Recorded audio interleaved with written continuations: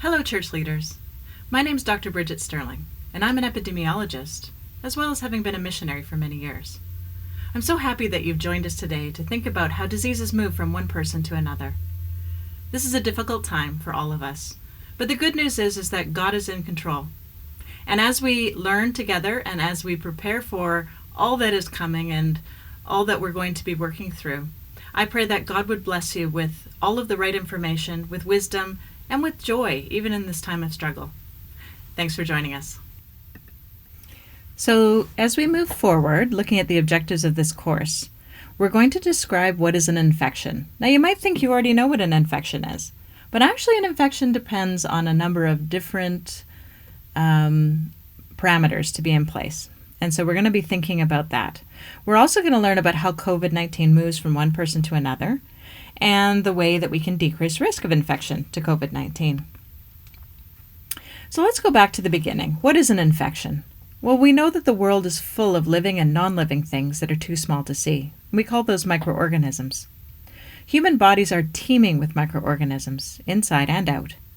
They live in our environment, and we wouldn't be healthy without them.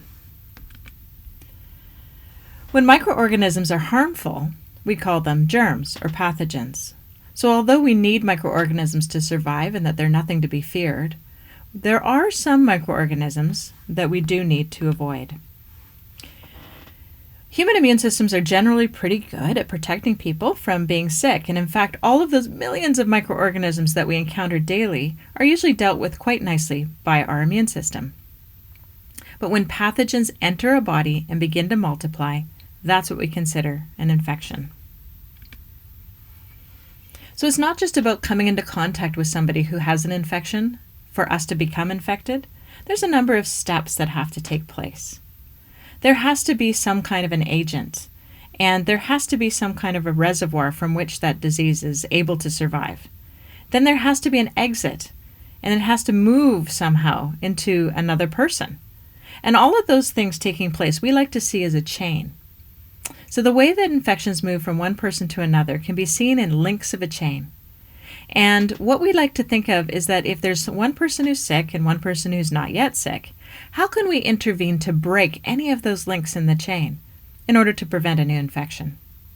So instead of looking at all of these aspects of disease control as things to be feared or things to be upset about, we actually look at them as opportunities. So each of these little links in the chain can be an opportunity to prevent transmission of disease. And we're going to go through each of these links in the chain one by one and think about how we as a church body and as church leaders can shore up our congregants and our staff so that we don't need to see as much infection, especially in the age of a pandemic like COVID-19. So let's start with the pathogen itself, the infectious agent. So pathogens can be many things. They can be viruses, bacteria, fungi, parasites. But in the case of COVID-19, we're specifically looking at a virus, and we call that virus SARS-CoV-2, or severe acute respiratory syndrome, coronavirus, and it's the second one that we've encountered in the last couple of decades, so we call it SARS-CoV-2. We'll remember that there was an initial SARS that took place back around 2003, and that kind of came and went and didn't cause as much of a stir as SARS-CoV-2. So what are viruses? Viruses are sometimes talked about as if it's some kind of a war and we have some kind of a clever opponent that's coming after us. But in fact, viruses are just tiny pieces of genetic material. They're little bits of protein, really. And they're not even able to make new viruses outside of the body. In fact, they don't live long unless they're on some kind of a host. So I think if we think about them in that context, we realize that the person or the actor in this play that has any kind of control over what's going to happen are the humans. And the viruses are really just there, and they're waiting for us to bring them inside of us or put them inside of somebody else. Now, sometimes people get confused between viruses and bacteria. So just to be clear, viruses are something that can't be treated with antibiotics. Some virus infections have been prevented by a previous vaccine, however, like we get the measles vaccine, or we have antiviral medications such as those for HIV. And the good news is, I think we've all heard about it, we're all thinking about it, is that good vaccines are coming. and they're going to be rolling out in the next little while. And in fact, new treatments are coming. You've probably heard about monoclonal antibodies. So good things are happening, and we have hope coming.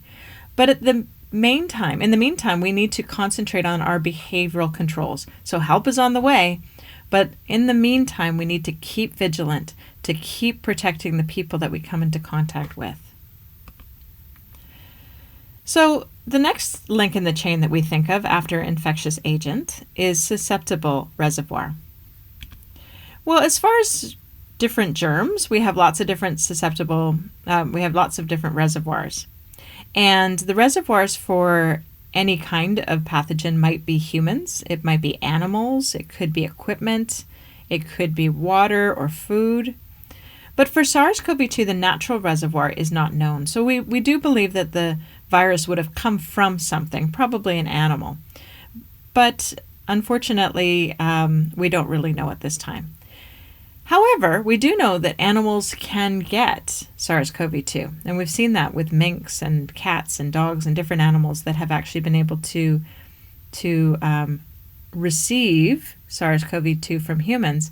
And in fact, that there have been sometimes, in the case of minks, where the mink has gotten it and given it back to other humans. So the virus has actually traveled from humans to minks and then back from mink to human. And that's a very dangerous scenario we don't like to see. But it's not unusual for animals and humans to exchange different pathogens. In fact, most human infectious diseases originated from animals. And most of the new ones, in fact, 75% of the newest diseases that we've seen crossover have come from some kind of an animal. And the different animals and transmission types are listed here. But what about SARS-CoV-2? Well, since the virus origin is unknown, it could be bats, it could be something else, we need to more concentrate on the humans who are now really the reservoir of disease. And there are, of course, some animals as well. But the main reservoirs are infected humans and the air that they breathe and the things that they touch and the things that their mucus touches as well. So how do you reduce the reservoir on your body? Well, as we've explained, humans are the reservoir at this point in time for the disease. The virus itself can't survive outside of a human for very long. So really it's all about us, isn't it? So how are we going to protect other people by reducing the reservoir on our body? And some of the things we can do is start to reduce, especially if we're having a lot of contact with different people, things like rings and watches and necklaces and bracelets. And as we wear them out in public, or as we wear them as we have contact with other people, so if you're going into a hospital or if you're going into a prison to visit people or wherever it is that you're going, that you make sure that you clean those things when you leave. You clean your eyeglasses, you clean your watch, your necklace, that sort of thing. We also don't want to be, especially for us ladies, we don't want to have long nails and nail polish, long sleeves. So unless you're going into a situation, if you're visiting at a hospital and you're wearing an isolation gown, then you do want long sleeves.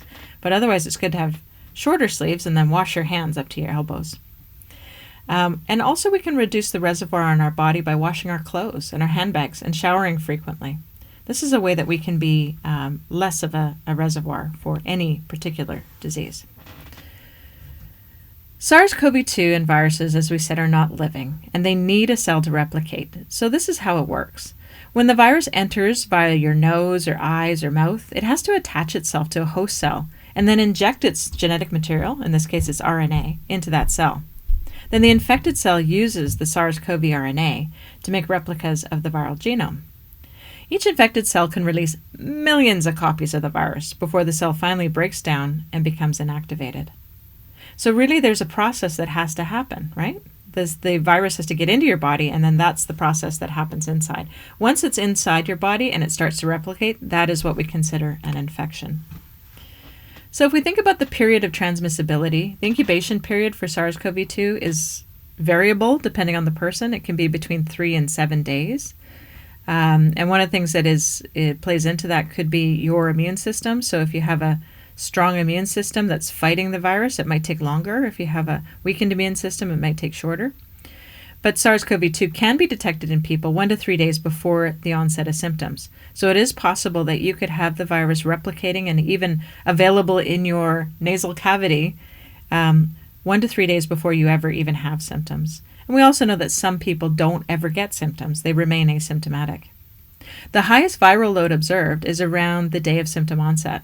So I might be walking around just fine, feeling great, and the day that I start to get a little scratchy throat or I start to get, feel unwell, feel a little tired, that's probably the day that I'm most infectious. Viable virus has been isolated from asymptomatic people for 1 to 2 weeks, and for those with moderate disease up to 3 weeks, and longer for those with severe disease. So we know that there is viable virus that is on some people who actually aren't even feeling unwell. Active virus is typically not detected by nasopharyngeal testing beyond 8 to 10 days after symptom onset. So if somebody's had the virus and the symptoms have resolved, within a week to 10 days, they should probably not be able to be positive via test. So let's look and see how this might work. So we have a couple of young ladies who've been out at an outreach at their church, and they had a wonderful time. And we know it's all good and healthy for young people to get together at this time. So they've decided to do that. Sam, the girl on the left, she feels great, and she joins an outreach where she meets up with her buddy Jen. And this is on the 10th of January. And later that day, Sam goes home and she starts to feel a little unwell. And in fact, she does feel unwell for a couple of days. 2 days later, Jen goes into her job as a server at a care home.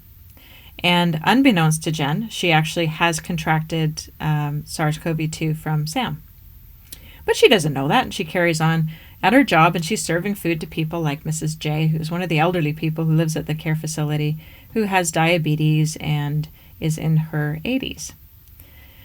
And Jen continues to work at the care home for 5 days, and then she goes off on her weekend. Well, when she comes back from her weekend, Jen finds out that Mrs. J has become unwell. And remember, this is now 9 days after the time that Sam and Jen got together at the outreach. Jen is told that Mrs. J is COVID positive, and she and her contacts should be tested. So she phones up all her contacts, including her buddy Jen, who she has seen, and says, "Oh, we better get tested. I had an exposure to somebody." So Sam and Jen both get tested. Jen tests COVID negative, never having had symptoms, and Sam tests COVID negative, being 9 days past symptoms. And by this time, unfortunately, Mrs. J is COVID positive and is in the ICU. So as you can see, it's very hard to track where diseases are coming from. An innocent outreach between a couple of young ladies at a fun event where they were doing good and doing God's work and serving others and being amazing people, and being what young people should be, in this case has completely unbeknownst to them caused an infection in somebody that they care about. So we don't want to be a spreader. So how do you avoid infecting other people? Well, obviously we know about distancing ourselves. Whenever possible, we're going to distance. We're going to stay home if we're sick. We're going to get tested if we have symptoms. And of course, if we're in close proximity to somebody and have to be in close proximity, we should really be wearing some kind of PPE, like masks or maybe a visor, certainly some kind of eye covering. And we're going to limit the time that we're there and wash our hands as well. So now that we've looked at the infectious agent and the susceptible reservoir, now we want to think about what is the portal of exit. Well, viruses are actually really good by nature at exiting sick people. We know that, don't we? What happens when you're sick, right? You're going to sneeze, you're going to cough, you're going to sputter, you're going to have more mucus. And so people end up being able to spread diseases quite well. And anyway, viruses can exit the body even just by breathing and talking. But certainly they exit more vehemently when we laugh and when we sing and yell. And viruses can also exit in other ways too that are not respiratory related, like sex or through defecating or even urinating. So we have to be a little bit careful with just how we are with other people. So mucus secretions, for example, can blast through the air through sneezing. That's one of the ways that people can receive COVID-19 is when somebody sneezes nearby them. Also, people can leave dirty tissues lying around, or they can put them in their pockets. Dirty tissues need to be put in the garbage. We also can cough or laugh or sing out viruses that land on surface objects. And of course, as I mentioned before, people who have COVID-19 can shed virus into their feces, especially in diarrhea. So how do we reduce the risk from the portals of exit? Well, we can wear a mask. We can use some kind of cough suppressant. So even people that have told me, oh, it's just my allergies, or it's just this, it's just that, that's fine. I understand that people have allergies, or people have, seasonal hay fever and things like that. So they need to not be coughing, though, because coughing unfortunately thrusts the virus into the air. People need to cover their sneezes. They need to throw away used tissue, as I mentioned, and they need to stay home if they're sick and stay 6 feet apart. And obviously, we need to be careful with high-touch areas. If you're touching things unnecessarily, like handrails or buttons or faucet taps or anything like that, you need to make sure that those are regularly cleaned. And unfortunately, one of the things that people maybe hadn't thought about before is that toilets actually can sneeze. So we want to have lids on the toilets in all of our buildings, and we want to make sure that those are shut, and there's a sign informing people, shut the lid before you flush. Because unfortunately, if somebody has a disease and they are unwell or they have a virus of some sort, and then they flush the toilet, that can aerosolize virus, and it can go into the air and cause other people to become unwell. So now that we've talked about the portal of exit, we can move on to the different modes of transmission. So the first one that we talk about is contact transmission. And what this means is that someone could be sneezing or coughing directly on their hands, and then they can physically bring those droplets from their hand to other things like a table or a doorknob.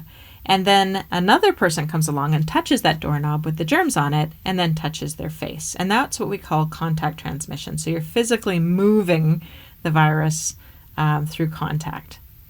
There's also droplet transmission, and droplets are spread from the nose and mouth of an infected person. And due to their weight, which is by microbiological standards actually quite heavy, more than 5 microns, they don't stay long in the air. And so they don't travel far. They land on surfaces, but if you are close to the person, they can also land on your skin or your lips or your eyes. And we've all had that, haven't we? When someone's close to us and they're talking and they kind of spit on us, which is not very pleasant. And they also may form as a sheet, the droplets may form as a sheet of liquid and break apart as it leaves the respiratory tract, and then break into smaller droplets or mists. So if you think about when someone is blowing soap bubbles, right? So they're blowing the soap bubble. And when you're sick, you've got a lot of mucus production, don't you? And it's the same thing that we see with soap bubbles, is that as they go out into the air, the little bubble might travel a long way, just like a mucus bubble might, and then it would pop further down. And this happened to me the other day. I was at the beach enjoying a nice time with my family. I look over and there's another lovely family having a wonderful time as well. And the children were blowing soap bubbles. And you think, oh, that's nice. And I thought, uh-oh, no, because the bubbles were actually making it to us and popping near us. And I thought, uh-oh, that's a bad idea. So I did go and ask them to stop doing that. Actually, I said, that's a wonderful idea what you're doing, but can you do it where other people aren't receiving the bubbles? But that's the same thing that can happen, unfortunately, with droplets. So sneezing contains as many as 40,000 droplets, and sneezing, of course, would also be full of mucus, and coughing contains about 3,000 droplets as well. The number of droplets varies, of course, by the person and can be influenced by things like temperature and light, UV radiation or UVC radiation, and the airflow in the room and the environmental humidity. This is why we talk to people about opening windows, about having fans, about making sure that there's some kind of a movement in the air. We don't like to see stagnant air in rooms, especially in times of pandemic. Droplets can travel as far as 2 meters, and soon after they leave the human body, they begin to evaporate and lose mass, which you would think that's probably a good thing, except of course as they become lighter, then they can fall further. So if it's dry, then that can be problematic.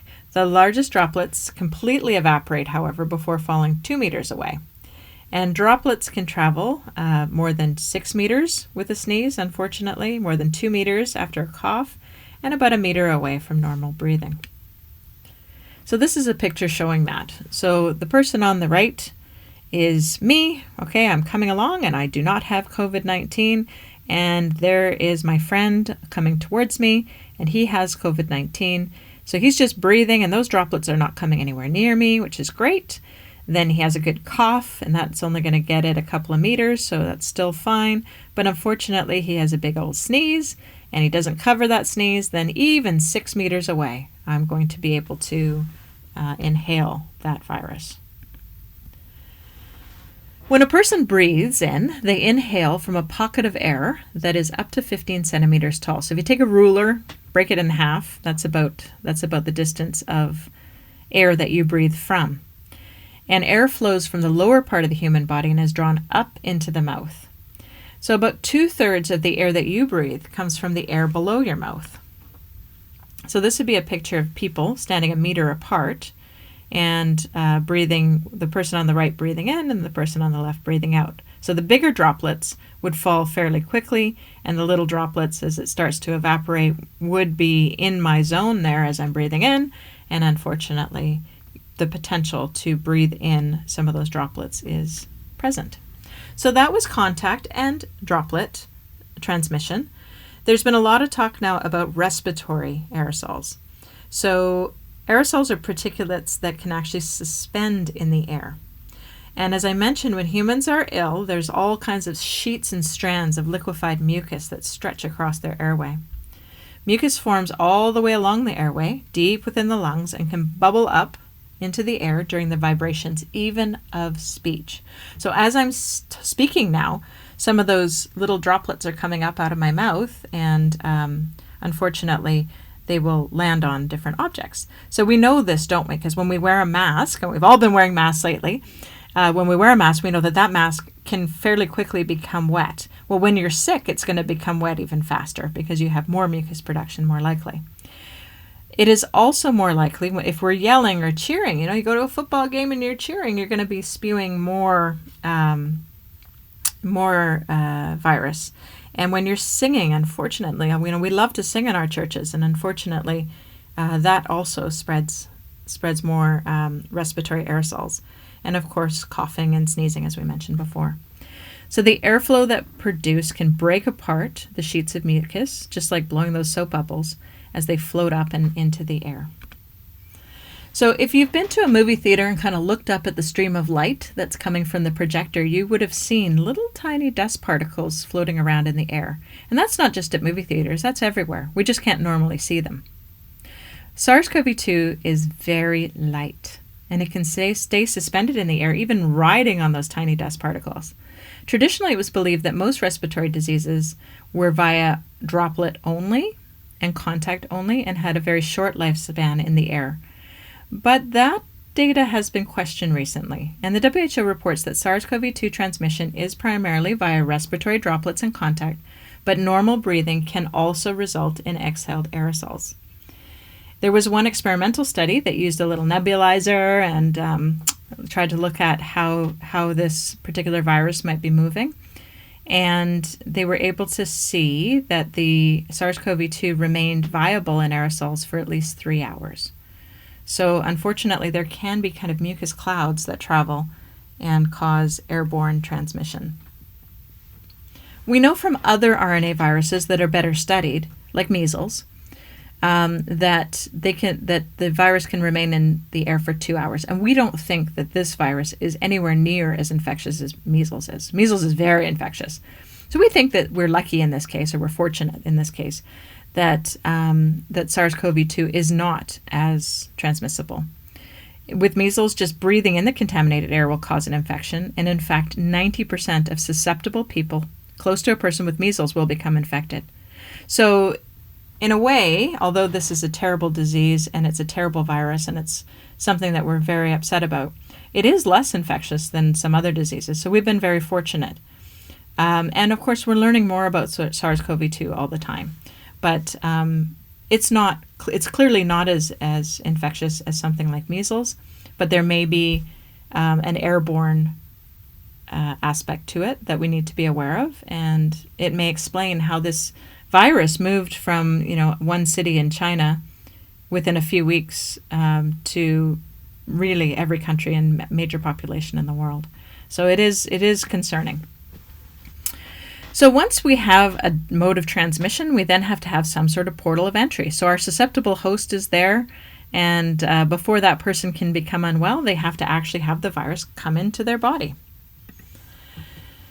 So when we think about breathing in a virus, a person infected with a virus should shed about 100 billion viral particles. Now, thankfully, most of those viral particles are just nonsense. They're just non-infectious or transmissible pieces of protein. But unfortunately, a good proportion of them are transmissible. How much virus you inhale in the initial dose and the amount of virus a person has in their body at any one time may worsen the severity of a viral disease. So it's possible that when Jen and her friend, Sam, were together, that if they were not very close together and if they weren't together for very long, then it's possible that the course of that disease may have been less, or the infectivity may have been less. So how long we're together with someone, how close we are with that person, how much virus we inhale will impact potentially the severity of that disease. So we want to prevent a portal of entry from being open between two people. And in areas with COVID-19 community transmission, the WHO advises that all health workers and caregivers continually wear medical masks. The reason that this is suggested is that really we want to prevent people from becoming infected, especially from those who are asymptomatic. And what does it mean to us if we are exposed or engaging with vulnerable people? So in the church, of course, we often are, aren't we? We're visiting people in their homes, we're visiting people in the hospital, in care homes, in prisons, and we have to be very, very careful with how we expose ourselves and others to transmission. So I like to think of infectious diseases in an analogy of Swiss cheese. So we've all seen Swiss cheese, right? It's cheese that has little bubbles or holes in it. And I'm imagining we're taking different slices of Swiss cheese from different blocks, and we're going to start putting them together. So if we just look at physical distancing, right? So just in a community, being physically distant, we can reduce SARS-CoV-2 transmission by about 10.2%. So if we take that piece of Swiss cheese, there's still a great deal of opportunity for people to get the virus. So if all that we did was physical distance, then there would still be a great opportunity for transmission. But if we move along and we look at eye protection also protects about 10.6%, which is pretty good. So if you're wearing glasses or goggles or a visor, then we can also reduce transmission by about 10.6%.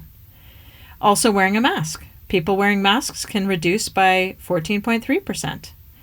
As well as cleaning and sanitizing. I don't know the number, I don't have the research for that, but we know that cleaning and hygiene and sanitizing is going to reduce transmission by something, because we're going to reduce the viral load on our bodies, right, in the reservoir, so that we have less opportunity of spreading to others. Nasal spray with iodine may be helpful. Screening for symptoms may be helpful. Point of care testing, ventilation and fans. So all of these things we believe are helpful, but we don't know to what extent. But let's just take the interventions that we know actually do have some evidence for protection.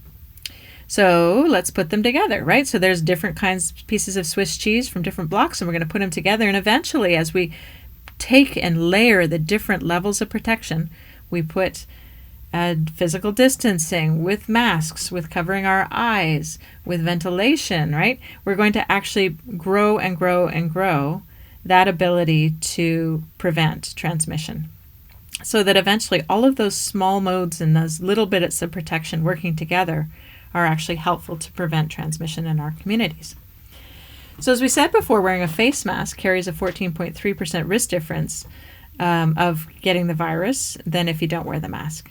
So if we compare those, which population would you rather be in, right? if you'd want to be with a mask, or you'd want to be without a mask, right? Would you like to wear eye protection, or would you like to not wear eye protection, right? So clearly, although yes, it's maybe a small difference on some level, it's big in another level. With physical distancing or without physical distancing, right? On a population level, this is what we might expect to see. So we want to reduce the risk, even on every small way, but combining them together to have more protection. So if we think about wearing masks, let's just focus on that for a minute. If we have clouds of droplets that are being released and received, how are we breathing or not breathing them in? In this example, person A has COVID-19 infection and is breathing out, releasing a cloud of droplets of various sizes. It depends on a number of things. How fast the cloud was released. Was he breathing, talking, singing, laughing, right? Sneezing? How quickly will the droplets evaporate? This has to do with the density of the droplets, the humidity and heat in the environment. And then we also look at person B, right, who is not infected with COVID-19. How far away were they standing and for how long? What's the airflow in the room? What's the ventilation or air conditioning? Are they breathing out of their nose or their mouth?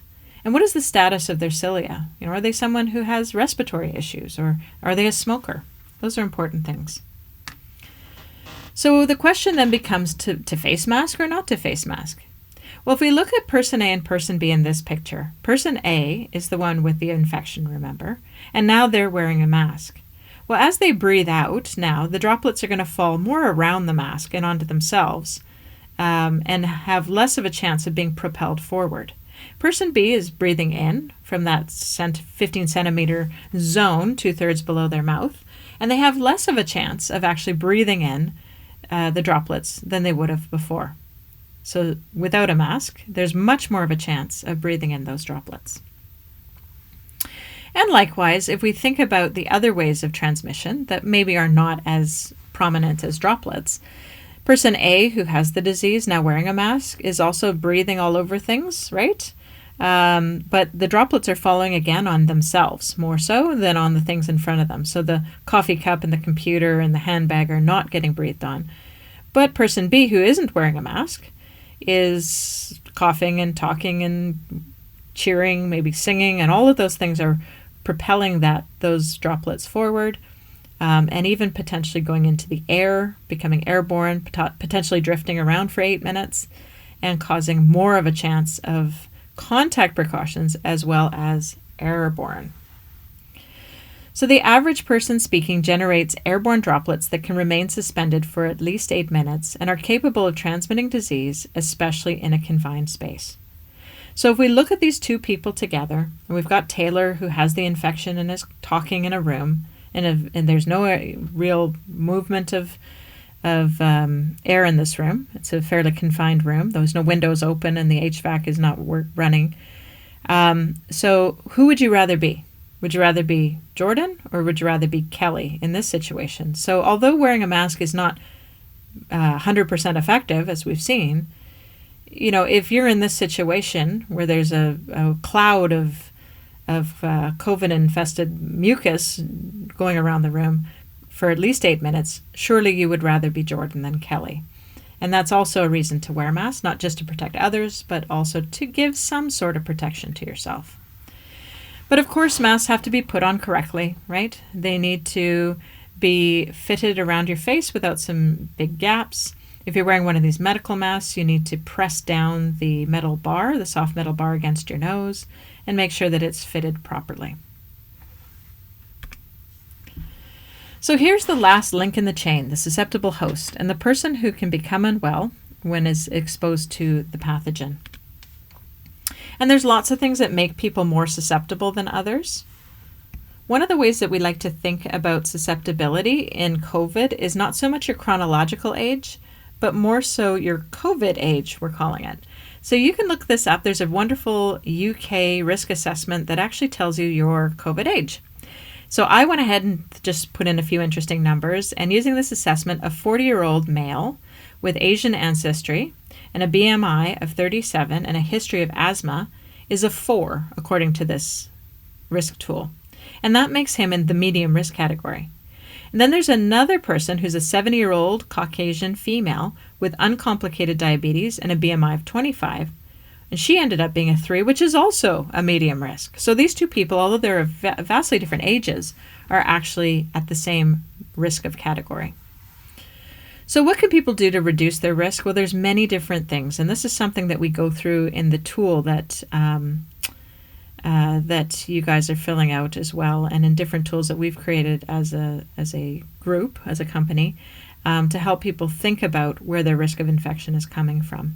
And so within the church, we can also do many things that are helpful to keep people safe and safer. We're never safe, unless we're on virtual. If you stay home and watch church online, then you are 100% safe. But of course, anytime we get together, we're going to incur some risk. And so it's about how do we accept the risk and then say, okay, how do we now reduce? We recognize the risk and we reduce that risk. And that's some of the things that we think about. Hand washing is a big deal. We know that people don't wash their hands very well. Most people don't wash their hands, actually, according to what the WHO would recommend, which is taking the time to get all the surfaces soapy, using nice warm water to soap up our hands, and then rinse off that soap, and all the oils that are on our hands will wash away with the virus in them. And then to use some kind of a paper-based towel to pat our hands dry so we don't rub off all the skin on our hands, and then just put that, of course, immediately in the garbage. We can also use an alcohol-based hand rub. We can use between 60 and 70% alcohol, and make sure that our hands are properly cleaned or disinfected. And anytime that we need to touch something that might have body substances on it, we're going to wear gloves. So if there are tissues lying around, if there's something in the Sunday school room, a kid unfortunately vomits or something like that, we're always going to have gloves nearby and hopefully an apron so we can put those things on and protect our clothing and ourselves and our bodies from other body substances that could spread disease. We also should encourage people to use coughing and sneezing etiquette, because we have seen that coughing and sneezing are really good ways of sharing virus. We need to ask people to cough and sneeze so that they're not opening themselves up. I teach kids about your cough pocket, which is the inside of your elbow, to sneeze and cough if you haven't got a tissue. And if you use a tissue, to use it, throw it away, and then wash your hands. We also want a clean and well-ventilated environment, so we want to declutter, get rid of everything that we're not using, make sure that the surfaces are being cleaned, especially high-touch surfaces, things that we know are being touched a lot, like handles, and could be in toys in kids' rooms or elevator buttons. Those are really important. We can clean and then we can disinfect. So you wash something, you dry it, and then you spray some sort of disinfectant on, and then leave the disinfectant to air dry. We can open windows, right? Consider the airflow in all of the rooms that we're in. So now let's go to a case study. This is the case study involving the Caring Church. So Central Church has a place for everyone. The doors are open to people from all over Central City. And alongside their full to capacity Sunday services, there are weekly Bible studies, small groups, choir practices, committees, outreach events, and more. Central Church is a great place to be. Jessica is the youth and children's coordinator at Central Church, and she normally organizes an amazing event, really weekly, all over the city. People come and they really have a great time. But now we have a pandemic and the church was shut for a few months, and she's being asked to start back up again. Jessica wants to know a few things before she invites groups of kids back into the church. First, Jessica wants to understand what's happening in Central City's epidemic. In this case, Central City is a medium-sized city with a population of 200,000 people. Now she wants to ask the question, what is COVID-19 transmission doing in her local community? So she phones her public health center, she asks the authorities, and is discovering the following. That the incidence right now, the number of new cases in the last day was 25. The prevalence, or the number of existing cases, is 104. And most cases are actually coming from travel or health-related outbreaks. So does this seem like community transmission? No. There is still some risk for disease, but it seems like it's isolated outbreaks and migratory infection. So she's not quite as concerned as she was when her city had community transmission. Next, Jessica wonders, what's the risk to the population that I'm working with? Do youth and children have severe infections? Who do youth and children interact with? Are they likely to abide by prevention protocols? Will I need to do some training? What will the kids understand? Jessica knows how easily children spread respiratory infections. She remembers how last year nearly all of the children had runny noses by December. So Jessica sends out an email to the parents explaining that the church has decided to restart the children's programs. She sends some coloring pages for the kids on new ways of being together. And she also contacts the youth and invites them to Zoom meetings and to discuss new ways of meeting together. Jessica continues to assess her situation, and she remembers how diseases transmit and wonders what she can do to reduce the spread during her ministry. If you want to pause the video now and answer for yourself whether you can take a guess at what you think the agent is, the reservoir, the portal of exit, the mode of transmission, the portal of entry, and the susceptible host. You can feel free to do that now. This is what I came up with. So you can pause the video now and compare it to yours if you like. It doesn't mean that my answer is right. It's just this is what I feel the chain of infection might be. And I could certainly start thinking through lots of ways that we could try and intervene in this chain of infection so that we can stop any transmission at our church. So there are many things for Jessica and the church leaders to consider as they start to reopen their church building. And of course, we all know that the church is not the building. The church is the people. But the building houses the people from time to time, and we certainly all love to get together in our churches. So the church prayerfully considers the reopening of the kids' ministry. They communicate the risks with family and kids as appropriate. Of course, we're not going to scare the children with too many details. They are prepared to dial back service as the situation changes. So I like to think of infection control as a tap and not a switch. So what I mean by that is that instead of like a light switch where you come into a room and you're just like, it's on or it's off. We're open or we're not open. But rather, I like to think of how we deal with things like opening churches as we can open it a little bit and see how it goes. And if it's not working, we can just back off a little bit. It's not all or nothing, right? We could do some things and maybe not others. And then we feel more comfortable. We can move forward with more. So the church is also going to screen for symptoms and vulnerability. They're going to limit the numbers and keep track of everyone involved. And this is in case of an exposure. They're going to provide hand sanitizer, increase hand washing stations, and masks and tissues. They can continue to watch the changing guidelines provided. So the Public Health Authority is going to be guiding them and giving good advice. And they also are going to make sure that the environment is clean and well ventilated. So as I mentioned, there are authorities over us. There's public health authorities who help us to keep safe, especially during difficult times. And your church should have an infection control plan that outlines your policies and guidelines to help keep you safe as you work and as you worship and as you serve. So we should all know where to find those policies, and oftentimes those policies are even posted on websites. You should know your responsibilities related to the policies and procedures of your church. And we should also remember that we're under the authority of our leaders, who God has put over us. So I hope that we've met the objectives of this course. We described what is an infection. We learned about how COVID-19 moves from one person to another. And we described some of the ways to decrease the risk of COVID-19 infection in the church. And this is where we got some of that information. Thank you for joining me, and I really pray that God will bless each of your churches, will bless your ministry, will bless your staff as you move forward in this difficult time of opportunity as well as challenge.